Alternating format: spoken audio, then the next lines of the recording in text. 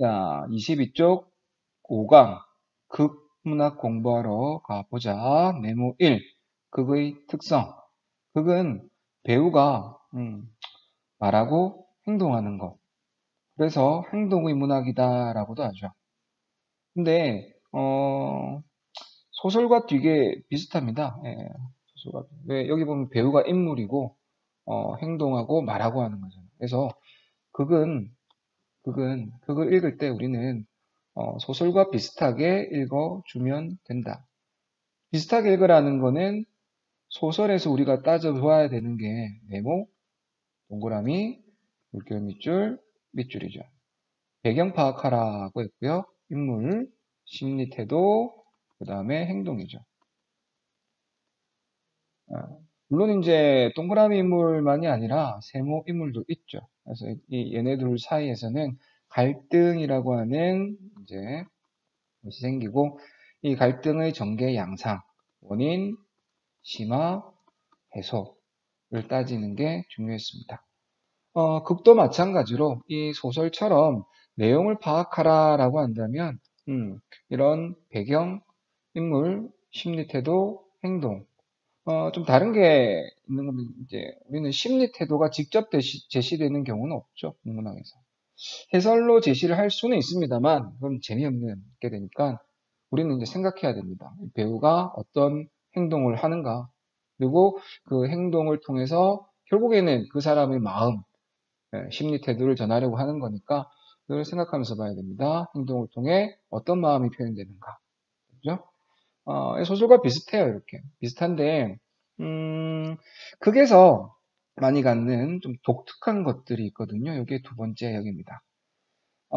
배우가 실제로 등장하고요. 무대가 있고요. 촬영 기법이 있고, 관객 등 요소가 있다. 그래서, 우리 소설과는 다른 뭔가 독특한 요소들이 나옵니다. 왼쪽으로 가볼게요. 근데 우리는 이제 이렇게 보면은 그 글을 읽게 되죠. 희곡이나 시나리오. 근데 최종적인 목표는 공연하거나 영상으로 만드는 거거든요. 이 사이에 이제 괴리가 나오죠. 차이가 있습니다. 이 괴리를 메워주는 것이 필요한데 제가 강조하고 싶은 건 이 괴리를 메우기 위해서 우리는 바로 상상을 해야 된다. 상상. 글을 읽지만 마치 눈앞에 벌어지는 것을 보는 것 같은 그런 상상. 마치 영화를 보는 것 같은 상상을 해야 됩니다. 실제로 연극을 보거나 영화를 본다면 너무나 쉽게 알 수 있는 것을 글로 제시되었다라고 해서 우리는 놓치는 경우가 많아요. 출제자가 그걸 노립니다. 자, 그럼 어떤 모습들이 있는지 한번 하나씩 보러 갈게요. 밑에 그림으로 갑니다. 여기 네모로 그린 게 무대예요. 그리고 무대 장치, 소도구, 조명을 나무로 표현을 했고요. 그 다음에 이제 갑을이라는 인물이 있습니다. 그리고 그 무대 아래에는 관객들이 보고 있죠. 여기 머리가 큰 애도 하나 있네. 그래서 우리가 이제 글을 읽으면은 이제 이렇게 갑을이 등장하고요. 갑이 말하고요. 을이 또 이야기를 합니다. 이런 이제 과정을 읽게 되는데 음, 요게 좀 잘못될 수 있어요. 뭐 잘못된다는 게 무슨 말이냐면은 글을 볼 때 갑이 이야기를 합니다. 뭐라고 뭐라고. 그리고 을이 또 뭐라고 합니다. 뭐라고. 그리고 또 갑이 또 뭐라고 해요. 그러면 이렇게 이제 흘러가는 글을 보면은 우리 독자는 갑하고 을하고 지금 대화하는구나 라고 생각하기 십상이죠.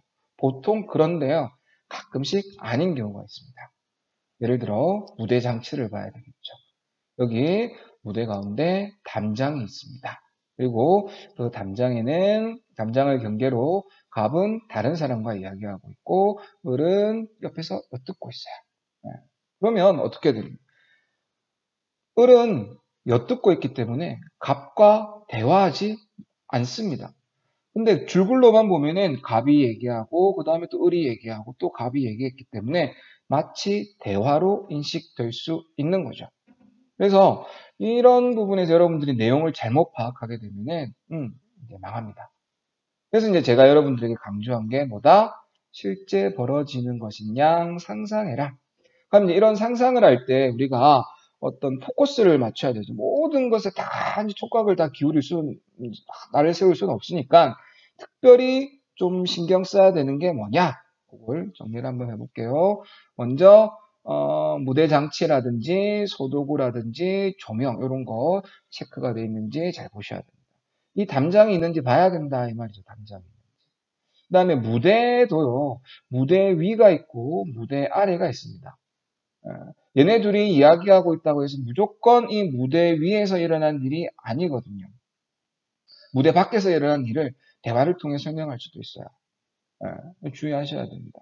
그리고 그 인물이 우리가 실제로 본다라면은 얘가 어떤 옷을 입고 있고 그 다음에 그 머리가 흰지 검은지 노란지 뭐 곱슬인지 뭐 아니면 직모인지 다 알 수 있는데 글로 본다라면은 역시 좀 한 줄 아니 단어 한두 개만 놓쳐도 그걸 체크 못해요.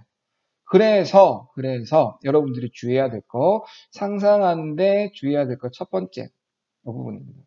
해설이나 지시문 등을 잘 살펴야 됩니다. 해설은 줄글로 제시되는 부분이고요. 대사 아닌 줄글이고 지시문 또는 지문이라는 것은 괄호로 제시되지. 그러니까 요 해설 지시문이 있으면 그걸 통해서 장면을 상상하라. 이게 제가 드리고 싶은 첫 번째 말이었고요.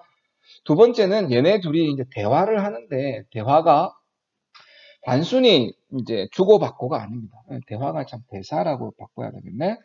대사의 종류라고 하는 것도 실제로 이 둘이 이야기 주고받는 대화일 수 있고요. 아니면 갑과을이 다 무대 위에 있지만은 을 혼자 이야기하는 게 있어요. 중얼중얼거리는 거죠. 갑은 그걸 못 듣습니다. 이러면 우리 독백이라 하잖아요.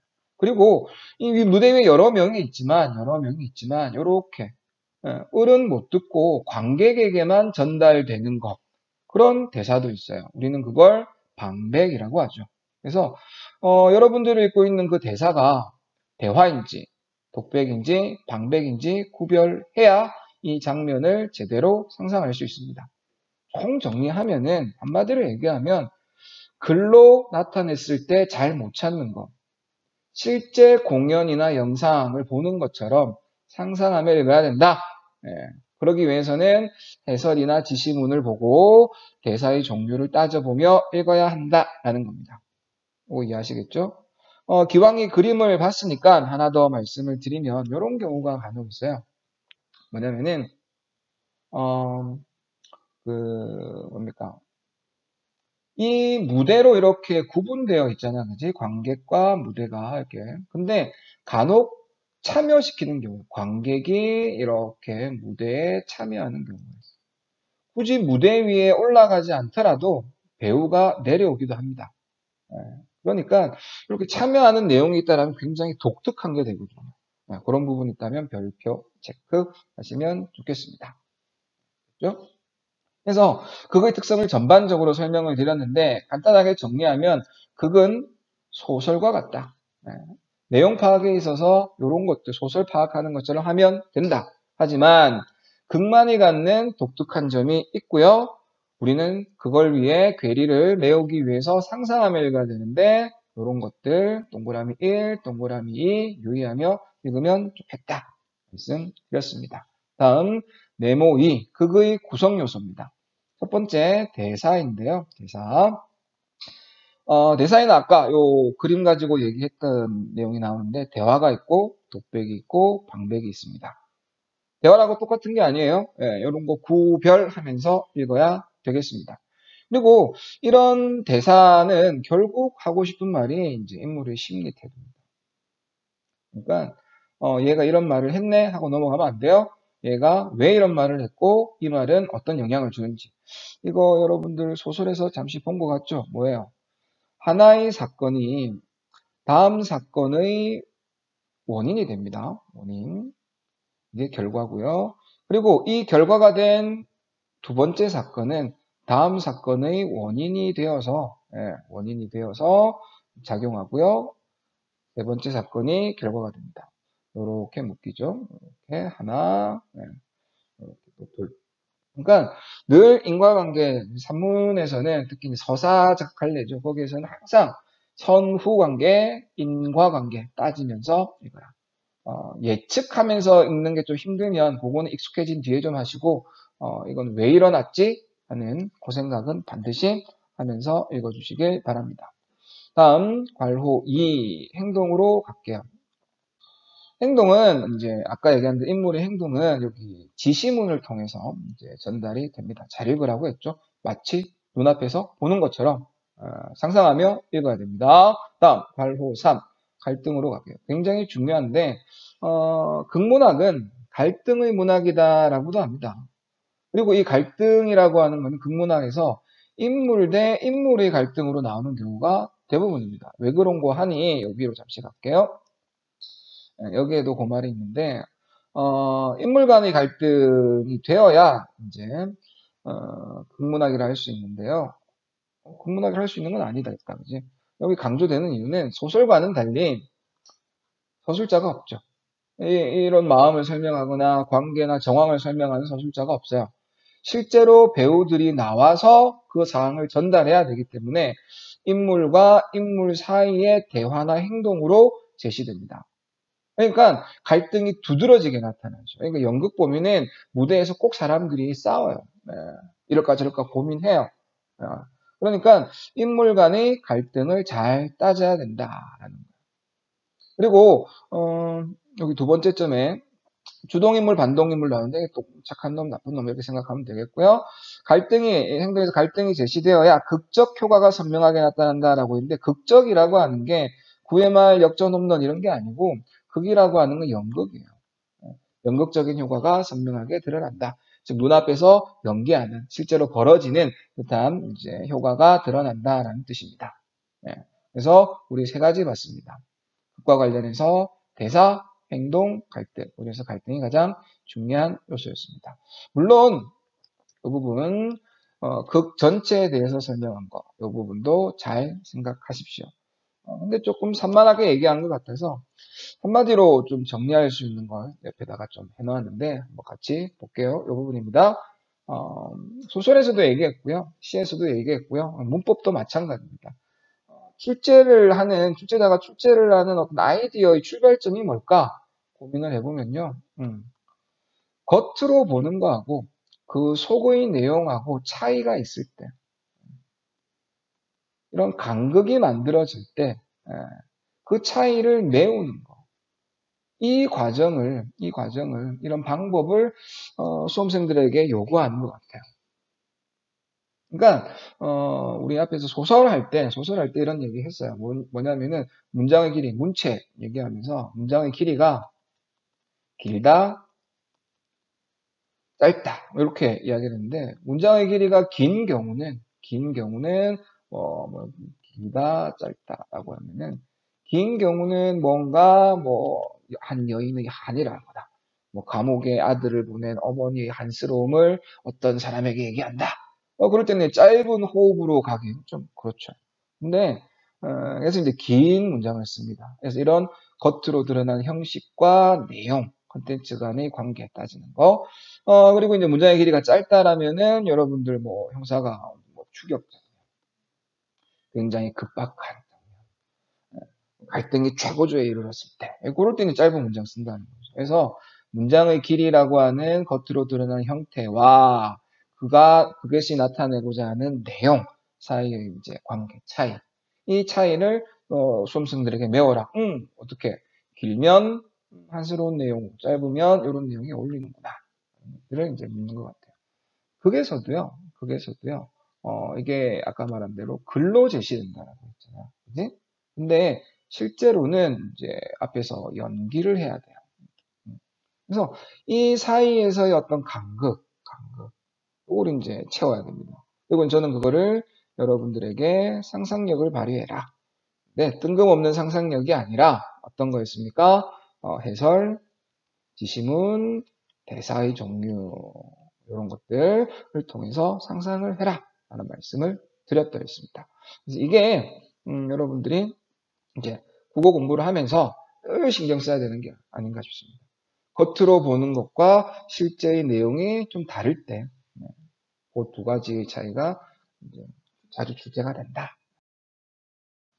자, 극문학, 이제 실제 작품, 김우진님의 산돼지. 제목이 마음에 안 듭니다. 뜻 살펴봅시다. 해제. 요거 이제 내용 분석할 때 옆에 그림 보고 눈치챘겠지만 국문학은 내용 파악할 때 소설처럼 파악하라. 네, 배경, 인물, 심리, 태도, 행동 이렇게 정리해 나가겠습니다. 이 작품은 20년대 일제강점기를 배경으로 했다. 일제강점기네요. 자신에게 주어진 숙명과 현실적인 무기력함 사이에서 갈등을 겪는 식민지 지식인의 모습이다. 정리 한번 해볼까? 20년대 일제강점기. 인물은 뭐 이름을 먼저 얘기할게요. 읽어봤을 거니까 최원봉이라는 인물이 있고요. 얘네가 고민을 하고 있다. 두 가지 사이에서 무엇? 숙명. 식민지 지식인으로서의 어떤 숙명. 그리고 하지만 이제 현실적인 한계 사이에서 고민하고 있습니다. 제목인 산돼지는 저돌적이고 단호한 주인공의 성격을 드러낸다. 식민지 지식인으로서 고뇌하는 주인공을 상징하는 소재이다. 제목의 의미 나왔네요. 산돼지는 바로 최원봉이다. 산돼지. 부정적인 게 아니라 이런 거 지식인으로서 저돌적인 성격. 원봉이 겪는 내면적 갈등은 원봉의 몽환병과 몽환 장면을 통해 구체화된다. 정신적인 어려움을 겪습니다. 병을 가져요. 특히 몽환 장면은 표현주의 기법이 사용되어 주인공의 내면 세계를 더욱 효과적으로 보여줍니다. 참고로 표현주의 작품은 요 인물의 내면에 주목을 합니다. 그래서 심리, 태도 이런 게 되게 중요하게 다뤄져요. 그래서 이런 이제 뭡니까 환상적인 장면, 어떤 생각을 전하는데 도움이 되는 것들, 또는 이제 뭐 어떤 대사의 막 반복 생각을 전하기 위해서 말이죠. 이런 어떤 특징이 있으니까 참고하시길 바랍니다. 표현주의 기법이었고요. 그래서 이 해제를 정리하면은 주인공에 대한 20년대 일제강점기에 식민지 지식인 최원봉이라는 인물은 산돼지 같은 성격의 인물인데 저돌적이다라는 거죠. 지식인에게 주어진 어떤 숙명과 그걸 극복하지 못하는 한계 사이에서의 고민, 그것 중심으로 읽어야 되겠죠. 그럼 여러분 이걸 알려주는 이유는 그거야. 다음에 산돼지 하면 저돌적인 인물, 일제강점기니까 자기에게 어떤 주어진 의무와 자기가 극복하지 못한 한계죠. 그 사이에 고민하는 내용이야. 이걸 이제 중심 뼈대로 두고 내용을 읽으면서 어떤 부분이 나올지 모르니까 연계된다면 거기에 살을 붙이면서 읽어 나가는 거. 이건 변하지 않으니까요. 중심 뼈대는 그렇게 이제 읽기 위해서 정리를 하는 겁니다. 자, 김우진님의 산돼지. 제 개인적으로는 제목이 마음에 안 드는 작품. 줄거리는 이쪽 표로 이야기를 할게요. 주인공 원봉이 있습니다. 이 인물은 동학군이었던 아버지, 어머니. 근데 이제 관군의 습격으로 관군이 이제 돌아가셔요. 이 원봉은 동학군의 동료였던 최주사 집에 이제 살게 되는데 출생의 비밀을 숨기죠. 그래서 박원봉이 아니라 최원봉으로 살아갑니다. 근데 이제 이 최원봉은 20년대라고 했죠. 청년회라고 하는 지역 청년회 조직에서 리더급에 있습니다. 그 리더였던 원봉은 이제 나중에 그 돈을 좀 유용을 해요. 네. 그래서 자기 스스로도 이제 벌을 받아야 된다라고 생각을 하고 있는데 성격 자체는 리더가 될 수 있었던 굉장히 저돌적이고 실행력이 있는 그런 인물이었습니다. 그런데 다소 이제 신중하죠. 이제 차혁이라는 인물과 의견 대립을 갖게 되는데 돈 유용에 대한 사건 처리에 대한 것에서 이제 둘이 갈등이 있습니다. 뿐만 아니라 이제 자신의 최연봉의 동생이죠. 영순이라는 인물 지내면서 최연봉이 영순에 대한 이성적인 감정을 동생이 아니라 영수는 아직 몰라요. 영수는 이제 친오빠다라고만 생각을 하고 있죠. 이성적인 감정이 싹 트고 있는 차에 최주사 댁이 자기 딸과 차역을 이어주려고 하거든요. 그래서 묘한 삼각관계에 있게 되죠. 그래서 이런 어떤 청년의 활동에 대한 의견 대립도 있지만은 영순을 두고 이제 어떤 그 관계도 조금 갈등 관계에 있습니다. 영순도 차액을 밀어내거나 하진 않습니다. 예, 뒤에 뭐, 본문에도 살짝 나오지만 근데 이 원봉은 아까 말한 대로 최주사와 최주사 댁이 자신의 친부모가 아니라는 걸 압니다. 꿈을 통해서 알게 되는데요. 출생의 비밀을 알게 됩니다. 사실 근데 이제 아까 영순과의 러브라인만 말씀을 드렸는데 원봉에게는 애인이 정숙이라는 인물이 있거든요. 근데 이제 좀 밀어내기도 했고요. 정숙이 이제 일본으로 갑니다. 나중에 돌아오긴 합니다만은 최원봉이 계속 밀어내요. 이 둘의 사랑은 이제 깨지는 건데 그 힘들어하는 이제 일본으로 가고 정숙이 일본으로 가고 원봉이 힘들어하는 영순이가 굉장히 많이 위로를 줍니다. 그 장면도 여기에서 나오니까요. 동의하면 이제 이 작품에 특히 이제 우리가 보게 되는 지문에서는 주로 원봉과 사역 그리고 영순이 등장을 하고요.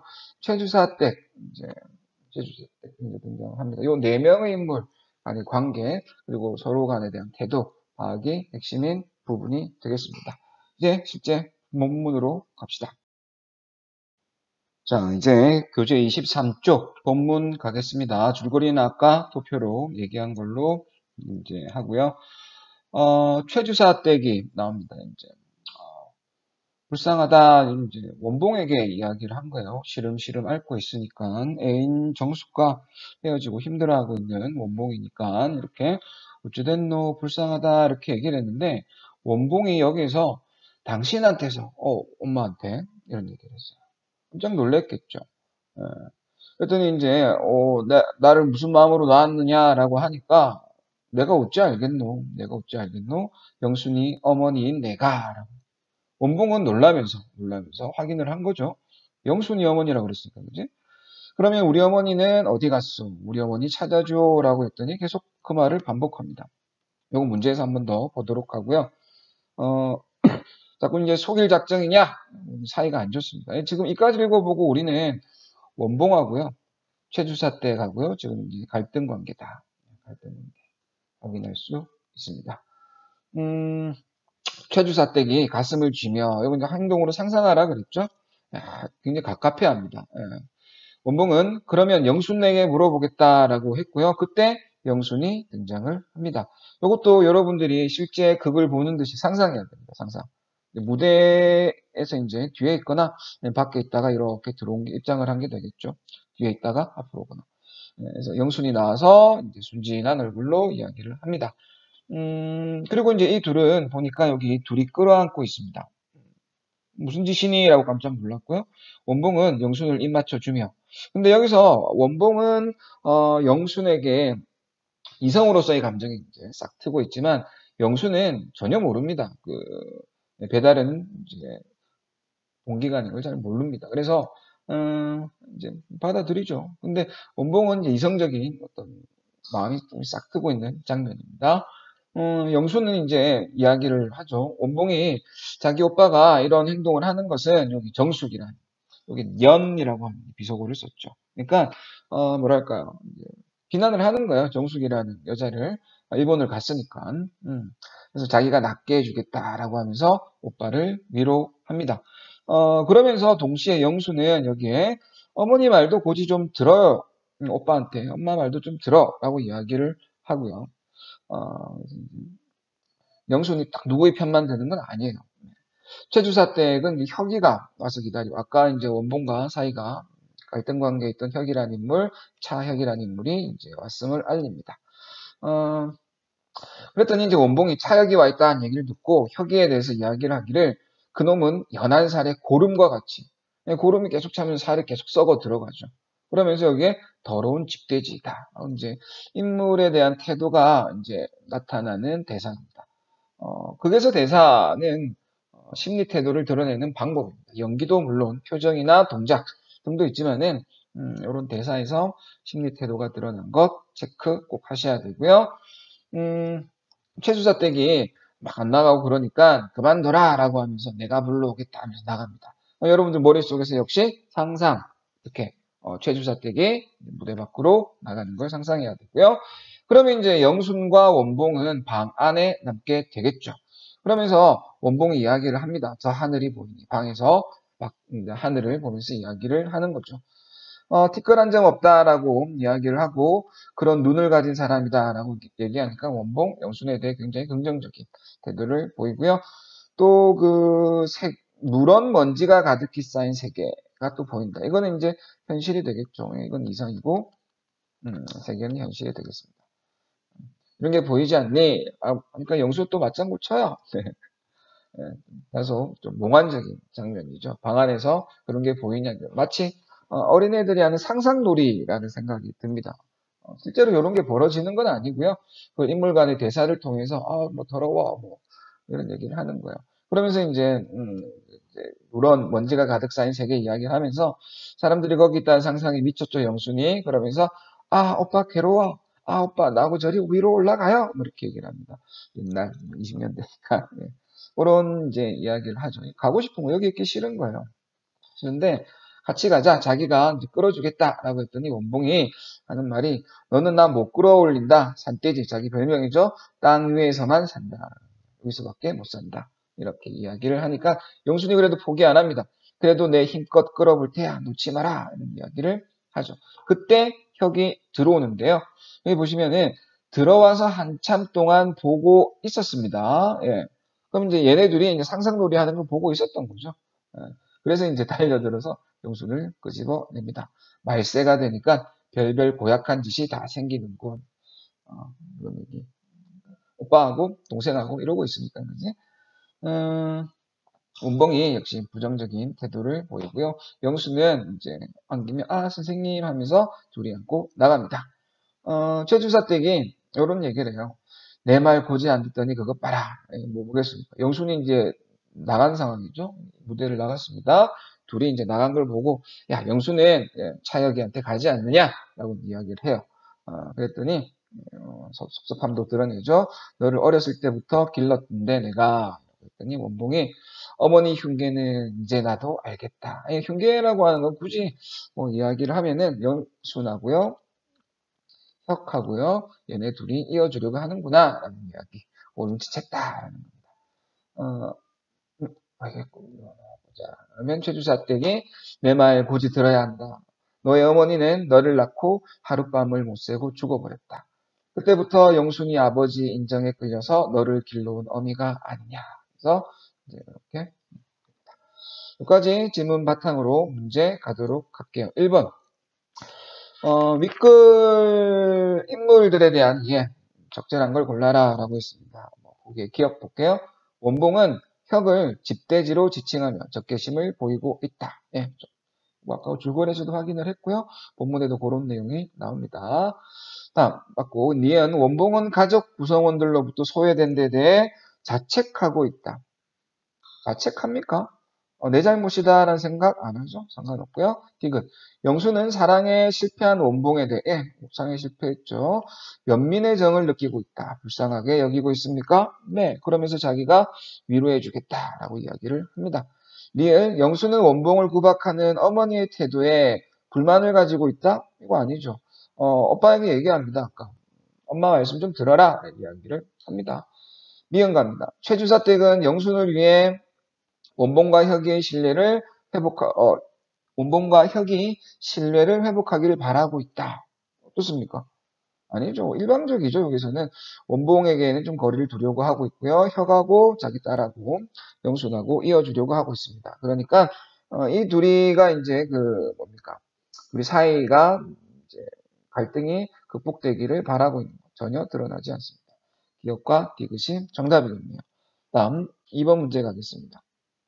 가를 고려해서 기업과 디귿의 반복을 이해하네요. 이거를 고려하라라는 말이 발문에 있으면, 너네들이 이제 문제 풀 때 반드시 가의 내용을 판단 근거로 삼아야 돼요. 만약 여러분들이 판단 내용에 기업 디귿만 보고 생각을 했다거나 하면은 무조건 이제 정답은 피해갑니다. 이건 틀립니다. 그러니까 가를 고려하여라는 말이 발문에 있으면 출제자도 이제 애매한 거예요. 요거 고려 안 하면 답이 여러 개로 갈 수 있다. 그러니까 가를 반드시 조건으로 삼아라.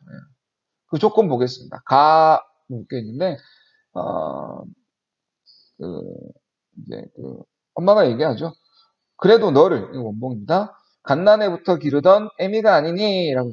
너를 어렸을 때부터 길러줬지 않았니? 라고 얘기하면서 반복되는 기억, 니은, 디귿이 영순이 어머니인 내가. 어떤 장면이었냐면요. 당신한테서 라고 막 대들던 그런 장면. 우리 엄마 어딨어? 우리 아빠 어딨어? 막 이런 얘기를 하던 중에 반복해서 최주사 댁이 내가 어찌 알 수 있겠니? 영순이 어머니인 내가. 라고 이야기를 한 부분입니다. 그런 반복. 어떻게 이해해야 되느냐? 무조건 들어가야 될 게 뭐니? 요 가의 내용이죠. 가의 내용이 뭐야? 어렸을 때부터 너를 길렀던 요게 있어야 됩니다. 그래서 정답을 보면은 기른 정이 있는 거라거나 자신의 언덕을 하는 요런 내용이 있어야 되겠죠. 그래서 4번, 5번 중에 답이 나올 수밖에 없어요. 먼저 4번 볼게요. 기른 정을 무시하고 친부모를 찾는 원봉. 예. 기른 정을 무시했다? 뭐 충분히 그렇다라고 얘기할 수 있어요. 친부모를 찾고 있죠. 우리 엄마 아빠 어딨노? 앞에 거 괜찮아요. 그럼 뒤에 게 거기에 대한 배신감을 드러내기 위해서 내가 어찌하노? 영순이 어머니인 내가 거리감을 두려고 하는 거나 뭐 그것까지는 모르겠는데 뭐랄까 배신감? 그리고 이제 자기가 길렀던 원봉에 대한 배신감으로 영순이 어머니인 내가 이런 말 하기 좀 애매합니다. 반면 5번 자신의 언덕을 충분히 존중하지 않는데 막 대들고 엄마 아빠 찾으니까 존중해주지 않는다라고 하는 거 적절하고요. 서운함 영순이 어머니는 내가 어찌 않어? 이제 회피하는 거죠. 그래서 서운함 정도는 괜찮을 것 같아요. 그래서 정답은 5번 가시면 됩니다. 1번, 2번, 3번 다시 보면 1번에 꿈과 현실을 구별하지 못하는 원봉에게 깨우침을 주기 위해 깨우침 뭐 전혀 상관없겠고요. 꿈과 현실을 구별하지 못한다. 우리 지문에는 없어요. 그죠? 제가 줄거리 소개할 때 원봉이 이제 최주사와 최주사 댁이 자신의 부모가 아니라는 걸 꿈을 통해 알게 된다라는 말은 했지만은 뭐 지문에는 그런 게 없죠.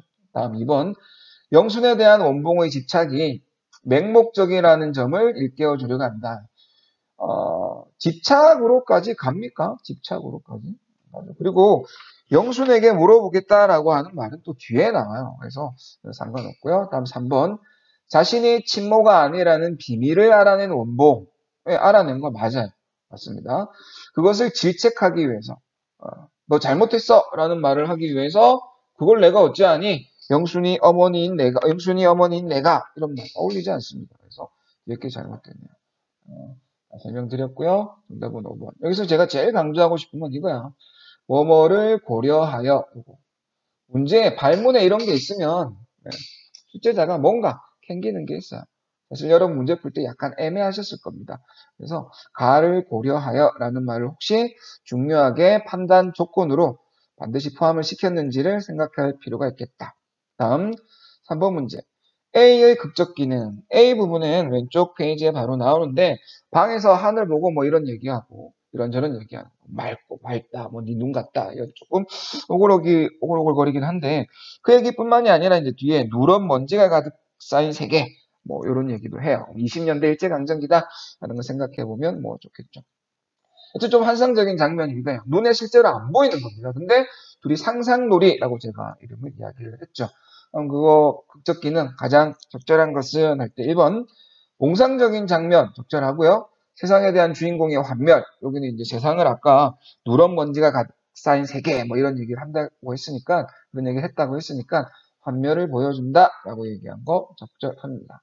틀린 부분이 전혀 없죠. 다음 2번 초월적인 인물을 등장시켜 초월적인 어떤 인물이 나옵니까? 안 나옵니다. 땡. 3번 회고적인 사건 배치를 통해 옛날 일 생각하니? 아니란 말이죠. 땡. 4번에 주인공의 상상을 장면화하여 상상한 거 맞아요. 그걸 이제 장면으로 보여줬, 둘의 대화를 통해서 무대에서 일어나는 식으로 보여줬습니다. 적절하고요. 미래에 대한 주인공의 낙관적 점 아니죠. 난 잘 될 거야. 이런 얘기 아니에요. 그리고 이제 그 A의 뒷부분에 가면 산돼지는 땅 위에서밖에 못 큰단다라는 얘기도 있어. 그러니까 낙관적 전망 땡. 5번 낭만적 분위기 조성을 통해 요거 하늘 이야기할 때는 적절하고요. 땅 얘기할 때는 적절하지 못해요. 뭐 합이 세모 정도로 판단을 하고 뒤에 갈게. 주인공의 내면적 갈등이 물론 있죠. 하늘 땅이니까 해소될 것? 아니에요. 해소될 것은 아니에요. 정답 1번 처리하면 됩니다. 이제 우리는 문제를 조금 전체적으로 보러 갑시다. 무슨 말이냐면 1번 문제를 보면은 국문학에서 무엇을 묻느냐 요거 이제 좀 따지러 가볼게요. 빨간색을 좀 바꿀까? 빨간색으로 보기에 보면은 뭐뭐를 통해서 적개심을 보이고 있다. 뭐뭐를 자책하고 있다. 연민의 정을 느끼고 있다. 불만을 가지고 있다. 뭐뭐 하기를 바라고 있다. 전부 다 뭐예요? 심리태도잖아요. 국문학 읽으면서 이거 안 나올 수 없거든요. 여러분도 읽으면서 파악해야 되죠. 우리는 실제로 지문을 보면서 이런 대사를 하는 거 보니까 상대방에 대한 적개심이 있구나. 이런 말을 하는 거 보니까 이 사람을 이렇게 판단하는구나. 이런 등등을 정리를 했습니다. 대표적으로는 그 최주사 댁에게 당신에게 나를 왜 세상에 나게 했냐?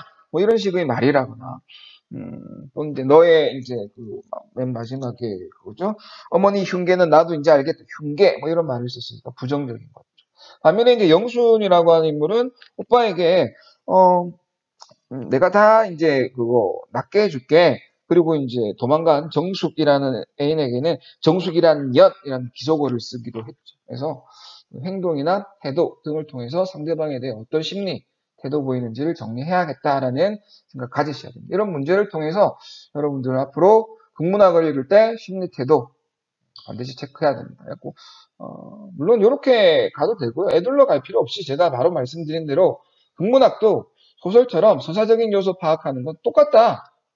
어떤 상황에서 인물이 어떤 마음을 가지고 어떤 행동을 했는가. 행동이라는 거는 이제 국문학에서는 대사가 중심이고 행동이 이제 부차적으로 오기도 하죠. 그러니까 이런 거 파악하는 게 핵심이고 그 다음에 이제 글을 통해서 글이 이제 최종적인 목적이 아니기 때문에 여러분들의 어떤 상상력이 필요하다. 실제 보는 듯이 이런 것들을 중심으로 보시면 되는 거예요. 다음에 이제 2번 문제도 이제 전부 다 어떻게 하는 말에 대한 이제 결국에는 심리 태도죠. 요 뒤에 있는 말. 심리 태도 중심이고요. 다음 3번 문제에서도 보면은 전부 다 이제 심리 태도예요. 심리 태도. 그리고 극적 기능을 나타내는 말이 이제 여기 배색을 이걸로 바꾸고요. 이걸로 바꾸고 이걸 차단하는 어떤 효과, 초월적 인물 등장, 상상을 장면화했다, 몸을 암시한다, 이런 어떤 기법상의 문제들 이런 것도 하나 추가적으로 아시면 좋겠습니다. 국문학에서 이런 게 있구나. 초월적 인물을 등장시키는 거, 그다음에 상상을 장면화한다라는 건 이제 뭡니까? 영상 같은 경우는 그걸 그대로 보여주면 되죠. 근데 연극 같은 경우는 이런 식으로 장면화하는구나 정도를 아시면 되겠고요. 암시의 기법도 모를 수 있구나 이런 정도의 학습 내용 보시면 됩니다. 정리하면 소설처럼 읽고 글과 실제 결과물, 연행이나 영상과는 좀 다른 거, 그 사이의 갭을 메우는 이제 노력을 해야겠다. 국문학에서는 말이죠. 그런 교훈 가지시면 되겠습니다.